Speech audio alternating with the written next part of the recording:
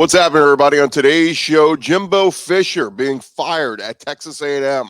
What does it mean for the conference? Where do the Aggies go next for the next head coach? And can I get a job that pays me $76 million to go away? Locked on SEC starts right now. You are Locked On SEC, your daily podcast on the Southeastern Conference. Part of the Locked On Podcast Network, your team every day.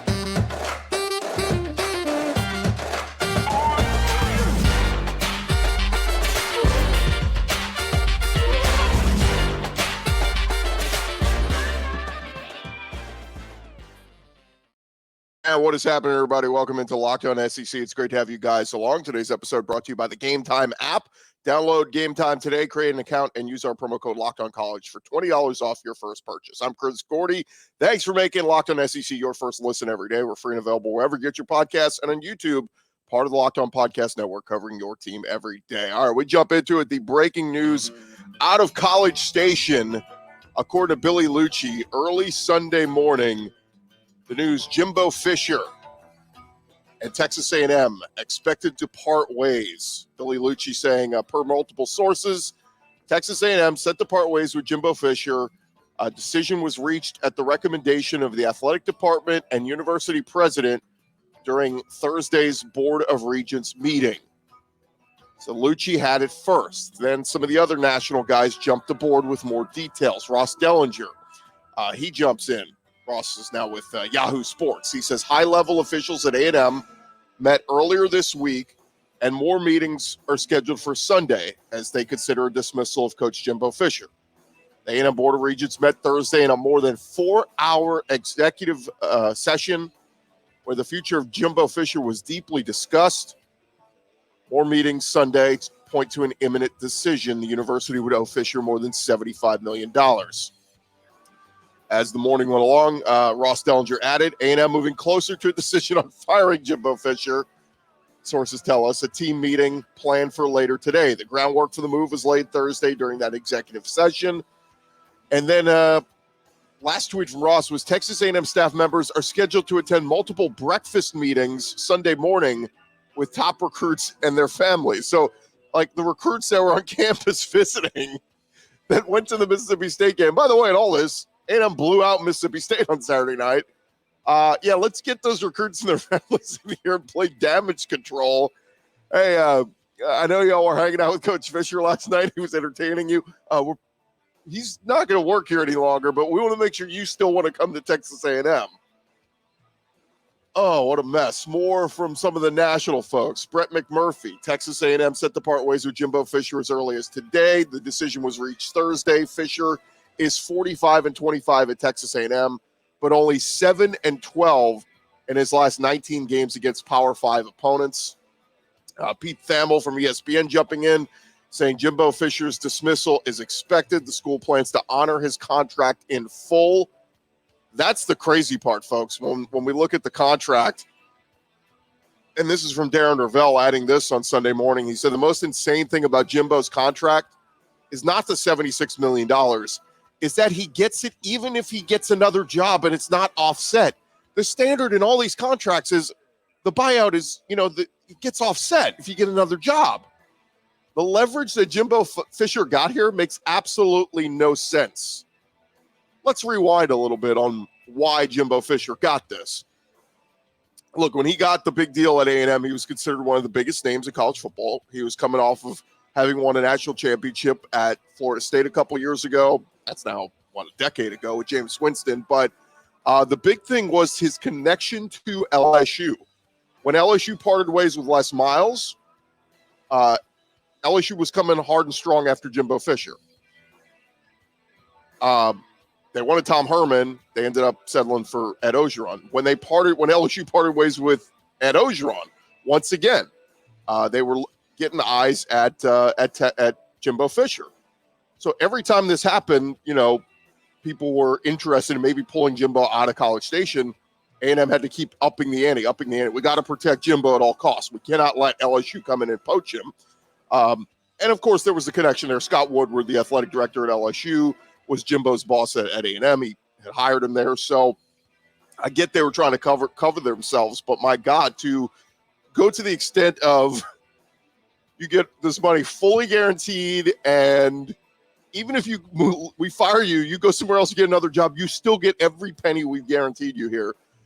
The winner of the day is Jimbo Fisher's agent. My God, like whoever, the verbiage putting in there that you get paid no matter what, even if you get a new job, is insane. But let's talk about the other part of this. The Texas Longhorns, they are 9-1 this year. They are coming to the SEC next year. Steve Sarkisian could make the playoff in year 3 in Austin. There is always that brother rivalry there between Texas and Texas A&M. And I think the Aggies, those border regions, are sitting there saying, look, Longhorns are coming to the conference. We're going to have to play them every year. Does Jimbo Fisher give us a chance to win next year? I mean, like, this thing's already kind of spiraling with Jimbo. We lose to Texas next year. I mean, that's like the worst thing. Like, losing to the Longhorns for the Aggies is like the worst thing ever. So I think that factors in here. I think they're looking at what Sark is doing at Texas. And granted, look, Texas could still, they're in play to make the playoff this year. They could win a national championship this year. I think the brotherly rivalry, whatever you want to call it, looking at that, the Aggies are saying we need to make a change because we got to be competitive. Jimbo is 44-25 in College Station. He is just 26-21 in SEC play. 9-4, 8-5, 9-1 in his first 3 seasons. That was pretty good. But since then, 8-4, 5-7, and currently 5-4. He finished second in the SEC West in year 1 and year 3. And since then, he never got higher than 3rd. Man, getting paid $76 million to go away, that is the American dream, and Jimbo Fisher is living it. Now, let's dissect a little bit on this season. Because you could argue, I've been making this case for weeks, that this season was not a complete disaster for the Aggies. They get blown out in that loss at Miami. Granted, that was kind of the low point of the season, even though, what was it, week 2, week 3? It was very early in the year. But then in the weeks following, they lose Conner Weigman to an injury, and he's done for the year.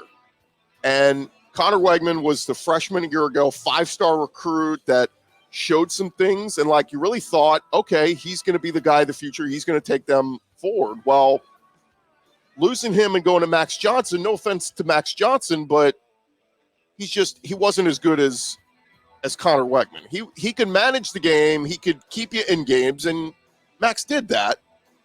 But the expectation was they weren't going to win the SEC West with Conner Weigman in there. But they had 3 SEC losses by 1 score. I mean, you could, again, making a case for if Conner Weigman never goes down, A&M could have won that Alabama game. They lost 26-20. They could have won that Tennessee game. They lost 20-13.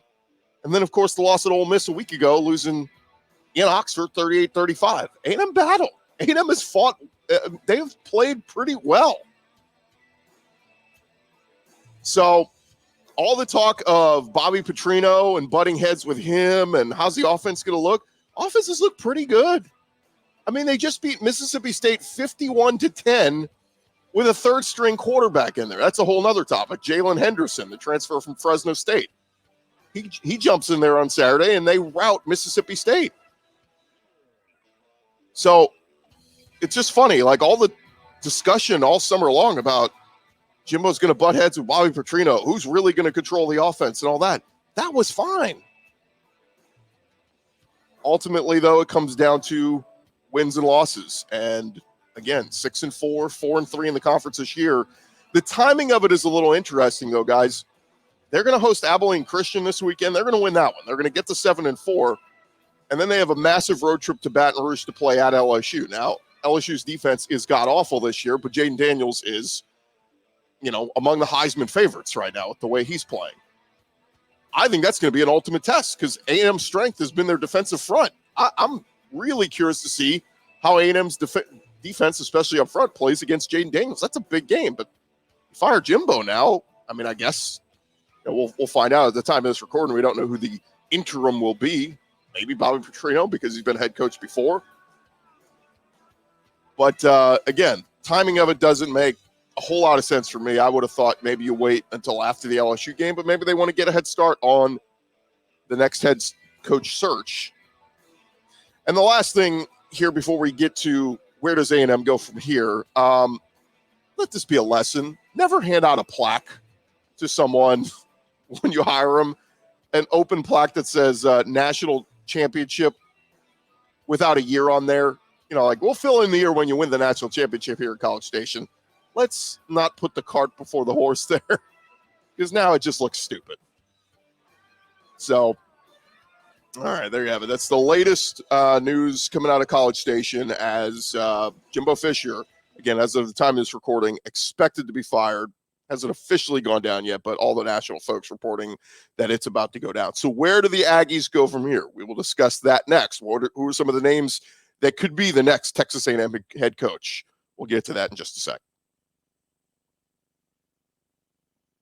I want to remind you guys about our friends over at the GameTime app. Look, you should not have to worry when you're buying tickets to your next big sporting event. GameTime is the fast and easy way for you to buy tickets to all your favorite sporting events. They got killer last-minute deals, all-in prices, views from your seat, and their best price guarantee. GameTime is going to take the guesswork out of buying tickets. It is the only ticketing app that gives you complete peace of mind with your purchase. You could see the view from your seat before you buy, so you know exactly what to expect when you arrive. That's my favorite part. And the all-in prices, they show your total upfront, so you know you're getting a great deal without hidden fees. You buy tickets in seconds, literally takes 2 taps on the app, and you take the guesswork out of buying tickets with GameTime. Go download the GameTime app today, create an account, use our promo code LOCKEDONCollege, get $20 off your first purchase. Terms apply.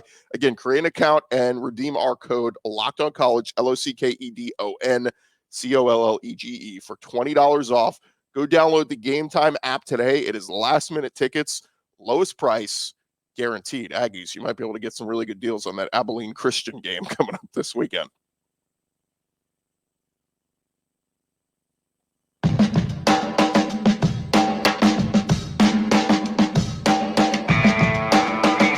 All right, run along here, Locked On SEC, on a little bit of an emergency podcast edition, as Jimbo Fisher is out at Texas A&M. And so now the big discussion turns to Jimbo out at A&M, and Aggies, get that checkbook out. You're right, here's a check for $76 million, fully guaranteed. Here you go, Jimbo. Walk off into the sunset. By the way, I would love any job. If Locked On, or if any of you in your day jobs, if anybody's bosses out there want to write you a check for $76 million to go away, I'm more than happy to take that. Anybody out there, I'm sure you'd be happy to take that. As much as you love your job, if somebody wants to pay you $76 million to walk away, that's my price tag. I will take that check to walk away. But where does A&M go from here? So Matt Marshall, he tweeted out, he said, the Texas A&M job opening up is like Christmas for agents out there. The rumor mill is going to get a lot of coaches new deals. This is what happens, guys. It's so fascinating to me how in the coaching, in college football coaching world now, like, everybody is always got the wandering eye, right? Like, even if you love your coach, he's locked in, you're always going to be like, well, I don't know, that guy might want me. You might want to up what you're paying me. And these stupid ADs have to pay it. It's fascinating. Agents have all the power and control. Athletic directors are the dummies with the checkbooks, and they got to go to their board of regents and big boosters and say, we need more money. And it's fascinating because not only with that, NIL is a big chunk of this now too, and it's just always asking for more and more and more. But anyway, let's dive into it. Who are some of the names that A&M could be looking at? Well, Andy Staples kind of helped us fill in the gap here a little bit with one of his tweets. He said, here's a couple of what would be owed to the school buyouts for coaches who might be attractive should the job in College Station open, which of course we know it is. First name Andy Staples threw out there was Dan Lanning at Oregon. Of course, Dan is having a great year. Oregon is ripping and rolling. They beat up on USC late Saturday night for those who stayed up for it. Dan Lanning has a $20 million buyout. So if you want Dan Lanning, here's where you got to pay. What you got to pay, Aggies. You got to write the $76 million check to Jimbo Fisher to go away. You got to write a $20 million check to Oregon just to get Dan Lanning out of his current deal. And then on top of it, you have to give Dan Lanning a contract, which would certainly be in the 10, 11, $12 million a year range, you got to think. Is he'll want to be one of the highest paid coaches. And granted, whoever the Aggies hire, you're not going to get cheap here. Like, you're going to have to overpay for whoever you get to land a big name. So Dan Lanning is certainly a fascinating name. Of course, former defensive coordinator at Georgia. He's coached in the SEC. He knows the landscape. And just talked a little trash up there. Kind of like it. A little spicy from Dan Lanning. So, look, if A&M could land Dan Lanning, that would be a huge hire. But, again, you got to pay big to get him. Another one is Kalen DeBoer over at Washington. Washington's having a fantastic year. Michael Penix among the Heisman favorites. Washington's undefeated. If they win out, run the table, they're going to make the playoff and maybe make some noise. They could win a national championship this year. But Kalen DeBoer's buyout at Washington is $12 million. So, again, you got to pay the $76 million to Jimbo, $12 million to Washington to get DeBoer out of his current deal, and then a big fat contract to Kalen DeBoer. Again, it's a lot of money here. But if you're the Aggies and you're going all in, I guess you'll pay whatever buyout it takes to get the guy you want. And then the other name that just makes a lot of sense, Andy Staples threw it out there, a lot of other people threw it out there as well, is Mike Elko. Mike Elko's former defensive coordinator at Texas A&M. He was pretty beloved there. The Aggie defenses were really good under him from 2018 to 2021. A year ago, he goes and takes a Duke job, and he has turned Duke around. I mean, they were kind of going through a couple lean years, and Duke went 9-4 in his first year. They're 6-3 right now. So he is 15-7 in 2 years at Duke so far. This is Duke we're talking about. I mean, they finished second in the Coastal standings in the ACC last year. It's pretty damn impressive. Mike Elko, again, very beloved. I'm sure he would do a pretty good job there at A&M. The problem is he the sexy hire, right? Like, is that you're gonna go make a big monster splash hire and it's Mike Elko? Like, are Aggie fans running to the ticket office to buy season tickets because Mike Elko is the head coach? Not the sexiest of names, but again, a guy who has done a really good job. In 2020, I believe Texas A&M's defense was ranked 9th in the country under him. They had the number 2 run defense in the country in 2020 at Texas A&M under Mike Elko. So, again, Mike Elko probably would be among the favorites to land the A&M job if he were available. Now, let's get to some of the pie in the sky names that they could look at. First and foremost, Urban Meyer. His name is always going to be in the mix. Urban won every stop he was at, from Utah to winning back-to-back 2 national championships at Florida with Tim Tebow winning the Heisman, all that. And then, of course, going to Ohio State and winning a national championship there. Urban's been doing the broadcast thing with Fox. There's been rumors the past couple years. His name's been bandied about for maybe getting back into the game. If I'm A&M, I got to do my due diligence. I got to call Urban and at least see if he's interested. Again, I don't think that's likely, but pie in the sky, have to throw it out there.